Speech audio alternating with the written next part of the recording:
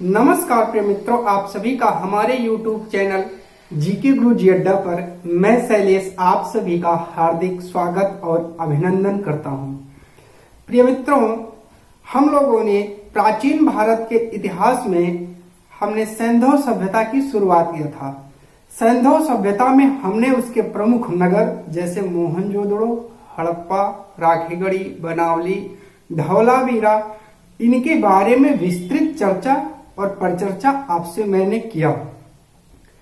मैंने आपको वहां के सामाजिक जीवन और धार्मिक जीवन को एक साथ मैंने समझाया, क्योंकि मैंने आपको बताया था कि समाज और धर्म जो होता है वो एक दूसरे का परिपूरक होता है, क्योंकि समाज में ही धर्म होता है, समाज में ही धर्म और धर्म में ही समाज, ये कॉन्सेप्ट है। इसलिए हमने इसको साथ में पढ़ा था। फिर हमने कहा था कि आपको नए वीडियो में हम आर्थिक और राजनीतिक पक्ष को एक साथ बताएंगे, क्योंकि आर्थिक और राजनीतिक पक्ष एक दूसरे से संबंधित पक्ष हैं तो ये सभी समाज के ही इकाई, लेकिन हम समाज और धर्म को जब एक साथ पढ़ते हैं तो कॉन्सेप्ट हमको ज्यादा समझ में आता है। उसी तरह आज हम जो डिस्कशन करने वाले हैं आपके साथ, वो सिंधु घाटी सभ्यता के आर्थिक और राजनीतिक पक्ष पर निर्भर जो महत्वपूर्ण बिंदु हैं उन पर हम आपसे चर्चा और परिचर्चा करेंगे। तो आइए हम लोग एक एक टॉपिक को डिस्कशन करते हैं कि सिंधु घाटी सभ्यता का कैसे व्यापार होता था, विदेशों में कैसे चीजें व्यापार करते थे, कौन कौन सा माध्यम था, क्या फसल उगाते थे, कैसे प्रकार के पशु रखते थे, उनका पशुपालन कैसे था, उनके यहाँ राजनीतिक व्यवस्था क्या थी, बड़े बड़े विद्वानों और विचारकों का क्या मत है, इन सब पर हम डिस्कशन करने चले एक अच्छे महत्वपूर्ण तरीके से। आइए हम लोग डिस्कशन को समझते हैं। देखिए, हम लोग पढ़ रहे हैं सिंधु घाटी सभ्यता, जैसा कि आपको पता ही होगा। इसी को हम लोग इंग्लिश में कहते हैं इंडस वैली सिविलाइजेशन। अगर हम इसके आर्थिक जीवन की बात करें, देखिए आर्थिक का मतलब होता है कि उसमें व्यापार का, मुद्रा का, ठीक है ना, इन सबसे संबंधित चीजें इसमें आती हैं। तो सबसे पहले अगर इसके आर्थिक जीवन बात करें, ये जो सिंधु घाटी सभ्यता है, ये सभ्यता, इसकी उन्नति का कारण क्या है कि इतनी उन्नति हुई। तो देखिए, किसी भी अर्थव्यवस्था के कोई भी देश हो, अगर उसकी अर्थव्यवस्था उन्नति हो रही है तो उसकी उन्नति में दो चीजों का प्रमुख योगदान होगा। पहला तो उसका कृषि कैसा है और दूसरा उसके यहाँ का व्यापार कैसा है। आपके यहाँ की कृषि और आपके यहाँ के व्यापारिक संबंध आपके देश की अर्थव्यवस्था को सुनिश्चित करते हैं। आज के समय में यही सिंधु घाटी सभ्यता में भी था। यही दो महत्वपूर्ण बिंदु हैं, कृषि और व्यापार। इन्हीं कृषि और व्यापार के आधार पर ही हम किसी देश की अर्थव्यवस्था का निर्धारण करते हैं। तो यहाँ कृषि भी बहुत अच्छे तरीके से थी और व्यापार भी समृद्ध आंतरिक रूप से, और विदेशी व्यापार है। यहां आप कह सकते हो विदेशी व्यापार, मतलब समृद्ध आंतरिक का मतलब कि आंतरिक क्षेत्रों में समृद्धशाली व्यापार होता था, और विदेशी व्यापार भी, अर्थात विदेशी देशों के साथ, जो बाहरी देश हैं उनके साथ भी हमारे व्यापार अच्छे थे। इन्हीं विदेशी व्यापार के संबंध में हमारे जो व्यापार होते थे वो मिस्र से होते थे, मेसोपोटामिया से होते थे, और मध्य एशिया से हमारे व्यापार होते थे। अर्थात हम मध्य एशिया से व्यापार करते थे, हम मेसोपोटामिया से व्यापार करते थे, और हम मिस्र के साथ भी व्यापार बहुत अच्छी खासी मात्रा में करते थे। अब जब आगे चलते हैं, देखिए व्यापार अगर आप कर रहे हैं तो व्यापार के लिए आपको बंदरगाह की आवश्यकता होगी। भाई, आप चीजों को कैसे ले जाओगे एक जगह से दूसरी जगह, तो कोई जगह होनी चाहिए, बंदरगाह, जहां आप सामान को ले आओ, अपना बाहर से आए सामान को रखो, और अपने यहाँ का सामान बाहर भेजना है तो बंदरगाह एक जगह होती है जहां चीजों को हम उतारते हैं, जो मंगाते हैं और जो भेजते हैं वहीं से चढ़ा के उसको भेजते हैं।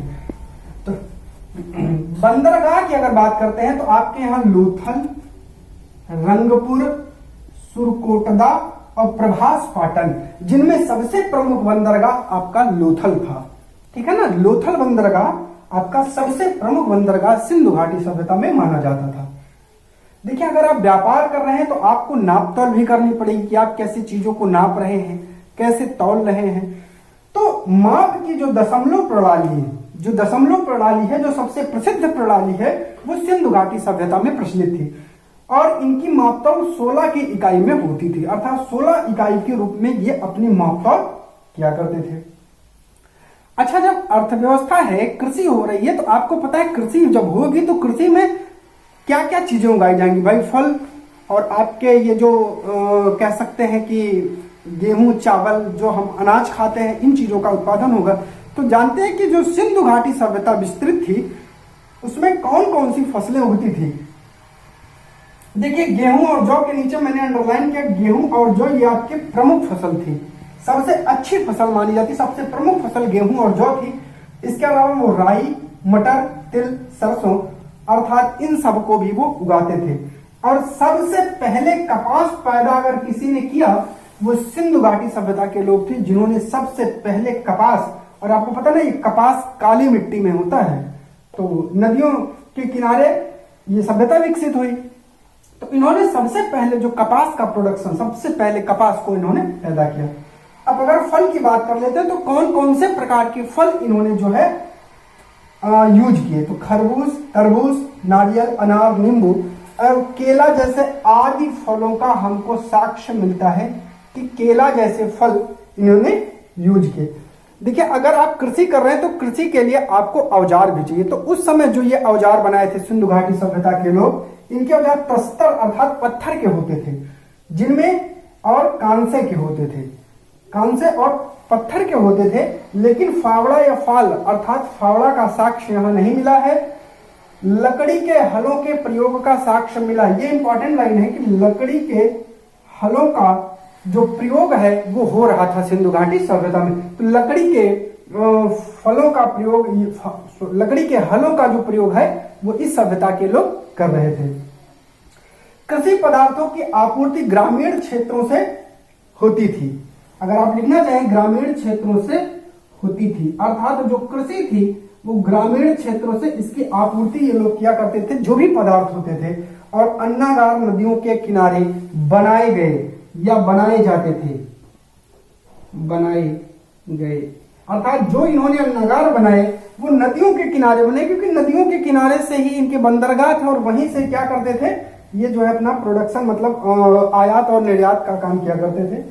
पशुपालन का साक्ष्य भी मिला है। और कौन कौन से पशु मिले हैं उसमें? कुबड़ वाले बैल, भेड़, बकरी, हाथी, गाय, भैंस, गधे, सुअर और कुत्ते जैसे पशुओं का साक्ष्य मिला है। आपको तो पता ही होगा कुत्ते के बारे में, तो कोई डाउट नहीं, क्योंकि मानव ने सबसे पहले इसी को पालना सीखा था। एक इंपॉर्टेंट फैक्ट यहां से मिलता है, गुजरात के निवासी हाथी पालते थे। जो गुजरात के निवासी थे वो हाथी पालते थे। अगर हम आप इस सिंधु सभ्यता के राजनीतिक जीवन की अगर हम चर्चा कर लेते हैं कि इसका राजनीतिक पहलू कैसा था, तो आइए हम लोग इसके राजनीतिक पहलू पर भी डिस्कशन कर लेते हैं। देखिए, कहा जाता है कि राजनीतिक रूप से यहाँ कोई संगठन नहीं था, यहाँ कोई संगठन अस्तित्व में राजनीतिक रूप से नहीं आया था सिंधु घाटी सभ्यता में।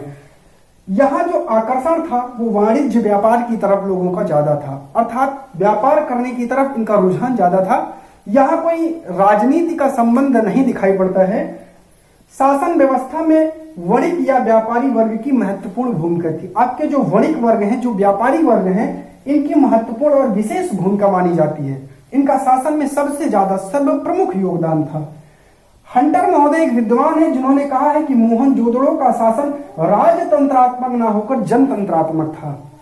हंटर महोदय एक महान इतिहास का कह सकते हैं आपके व्यक्तित्व थे, जिन्होंने बताया कि मोहनजोदड़ो का जो शासन था वो राजतंत्रात्मक नहीं था, वो जनतंत्रात्मक शासन था, अर्थात जनता का शासन यहाँ था। व्हीलर महोदय ने कहा है कि मध्यम वर्गीय जनतंत्रात्मक शासन था और धर्म की महत्ता को इन्होंने स्वीकार किया है। अर्थात हम कह सकते हैं कि यहाँ जो राजनीति का केंद्र था वो मध्यम वर्ग था और यहाँ जनतंत्रात्मक शासन प्रणाली थी। यह वीडियो आपको कैसी लगी? अगर वीडियो अच्छी लगी हो तो वीडियो को लाइक और शेयर जरूर करें, चैनल को सब्सक्राइब कर लें ज्यादा से ज्यादा संख्या में। आप सभी का धन्यवाद।